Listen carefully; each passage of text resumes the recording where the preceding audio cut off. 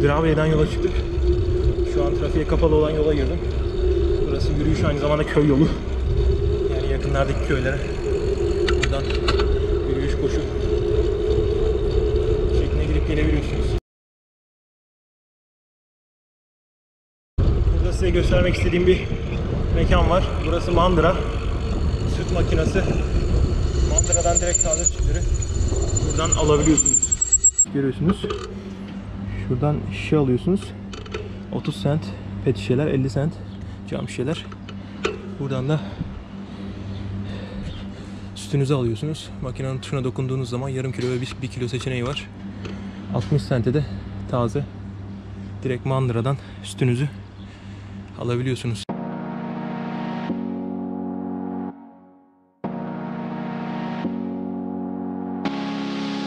Şu an bayır bir yol var.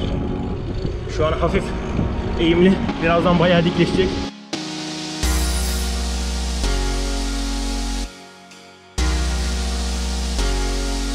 Durağın arkasında güzel bir yer yapmışlar. Dağ bisikleti sevenler için. Şimdi size kısa bir mola verip göstereyim. Evet. Bike Park Ljubljana. Burası dağ bisikletçilerinin uğrak noktası. Şehre çok yakın olduğu için. Burada gayet dik ve zorlu rampalar yapmışlar. Burada haritası da var. Şuradan göstereyim. Böyle inişli çıkışlı yukarıdan başlayıp aşağı doğru hoplaya zıplaya geliyorsunuz. Gayet güzel. Evet, şimdi asıl bayır geldi. Vitesleri en sona düşürüp şöyle bir 10 dakika falan tırmanacağız.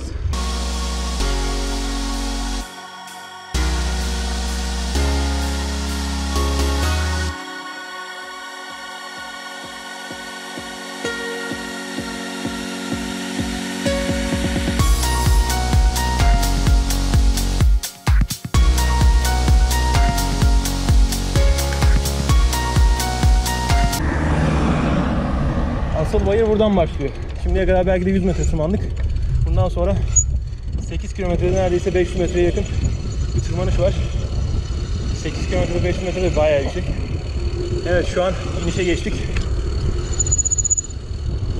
Burası da gayet virajlı bir yol. Çok dikkatli inmek lazım.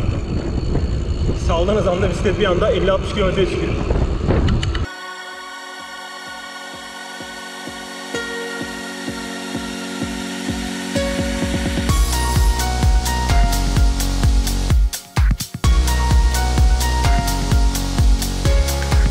Buradan sağa döneceğim. Bugün biraz daha yolu uzatacağım. Hava güzel. Havanın kararmasına 2 saat var.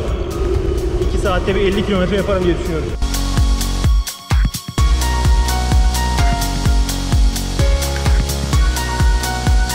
Evet, Slovenian countryside. Slovenya'da kırsal genel itibariyle dağ ve bayırın olmadığı yerlerde tam olarak böyle.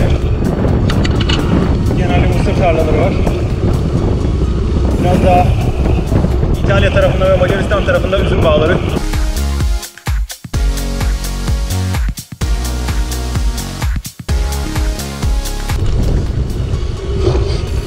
Bu arkadaşlar profesyonel bisikletçi. Yani onlara sorsam büyük ihtimalle amatörüz diyorlar ama antrenmanları 80-90 kilometreden başlıyor. Şimdi 2 saat içerisinde 90 kilometre yapıp eve dönecek.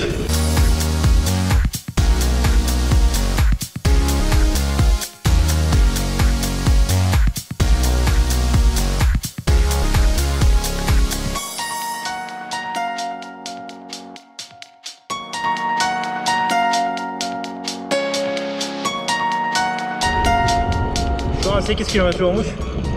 20 dakika. Ortalamamız 22 civarında.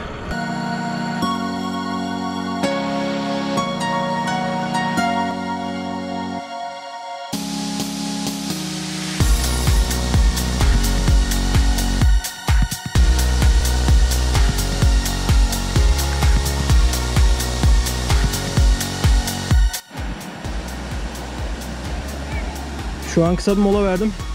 Bu manzarayı size de göstereyim diye. Böyle.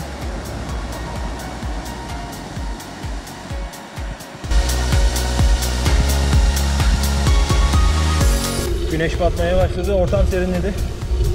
Şu an gayet iyi, güzel bir bisiklet havası var. Bu havada saatlerce bisiklet sürebilirsiniz.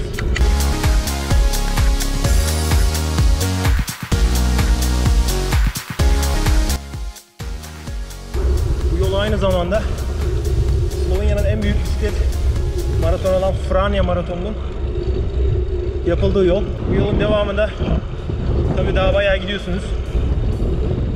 İnişli çıkışlı bir yol. Kısa Franja 105 kilometre, uzun Franja ise 165 kilometre.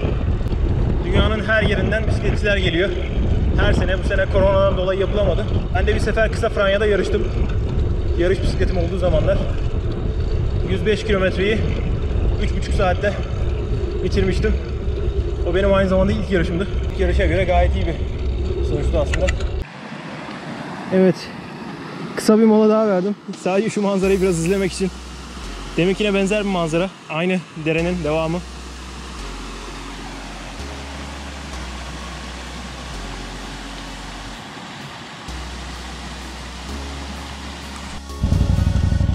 Burada yol çalışması olduğu zamanlar köy yollarında böyle küçük trafik ışıkları koyuyorlar.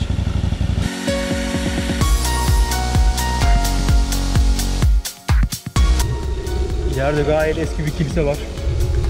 Büyük ihtimalle 300-400 yıllık falan.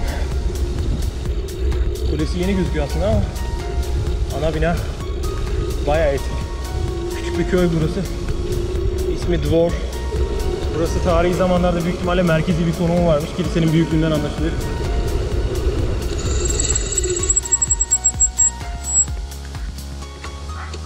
Dobar dan.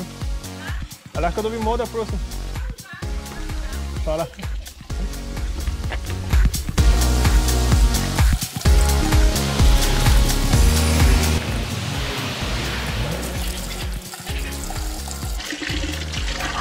Buz gibi su. Teyzeden izin aldım. Yol kenarında akarken görünce kaç seferde derenin yanına inip alayım diyorum. Biraz alçakta kaldığı için üşendim.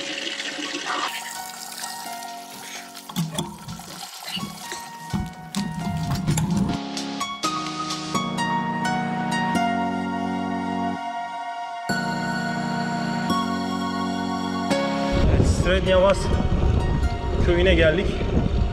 Srednja orta demek. Yani orta köy. Bir şeyle bir şeyin arasında. Yine bir bayırdayız. 15 kilometre oldu. 40 dakika.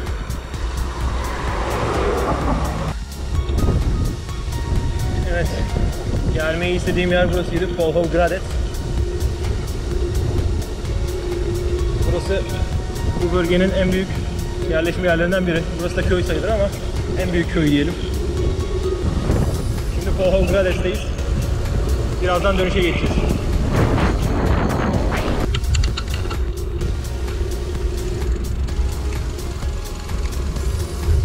Evet, burası köyün meydanı. Sadece şuradan bir bakacağım. Bu yol nereye gidiyor? Güzel bir manzara var gibi. İzleme noktası var. Orada bir kilise, kale gibi bir şey var. Orayı görelim beraber.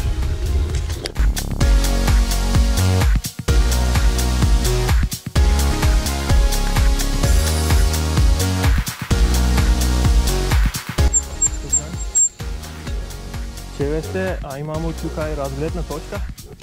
Само до църква приде, па ще стопнице са, tako da... Че има разглед? За тука место.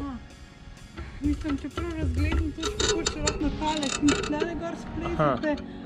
Cesta gre do cerkev? Ja. Tale cesta gre do cerkve. Aha, super. Pa gre tukaj okrog, pa na prvem izvodu desno. Aha. Tako se razte pred graščino. To je kratko, ne? Tukaj je kratko, ampak so stopnice na pete. Aha, Tukaj pa prvo cesto na desno gor, križko. V redu, v redu.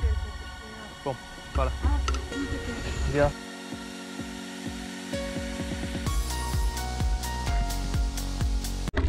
Manzara görmek isteyenler zorluğa katlanacak.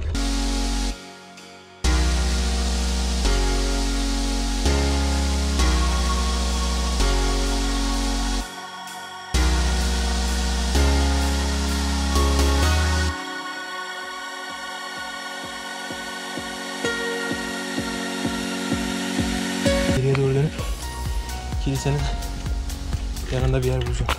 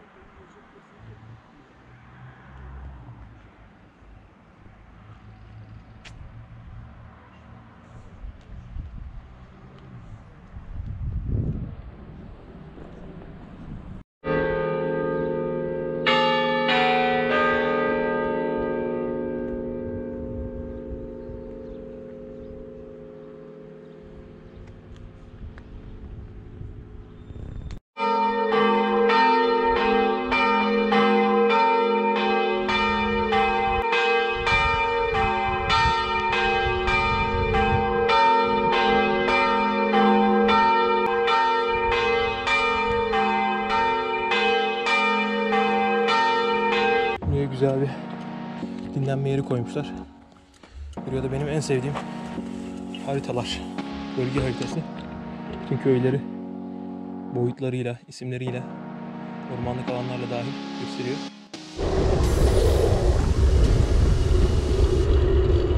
Tekrar Volgogrades'e geldik. Dönüş yolundayım. 20 kilometre daha var eve. Kasilski Dom solda. İtfaiye demek, itfaiye evi.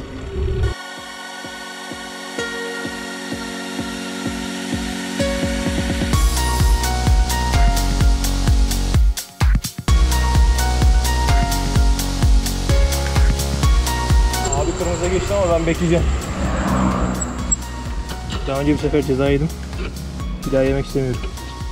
Burada gelirken bayağı tırmanmışız. Şu an bayır aşağı giderken onu fark ettim.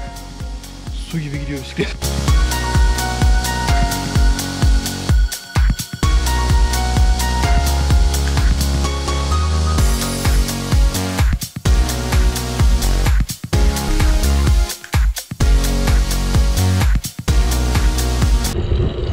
Evet, şimdi başlıyoruz.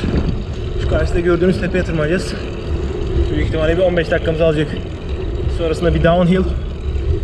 Sonrasında zaten eve 2 kilometre kalıyor.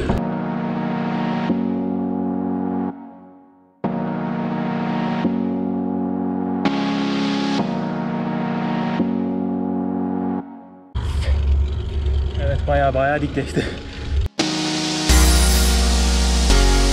Burası tam orta nokta. Tepenin zirvesi. Şimdi aşağı inişe geçiyoruz.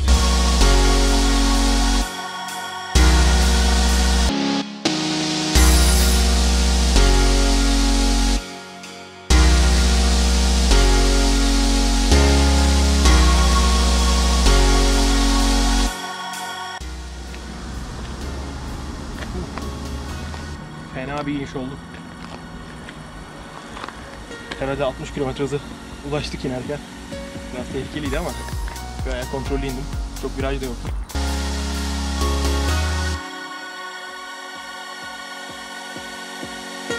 Evet, eve geldik. Kaç kilometre olmuş? 35. Evet. Tam beklediğimiz gibi. Eve gelene kadar 36 olacak.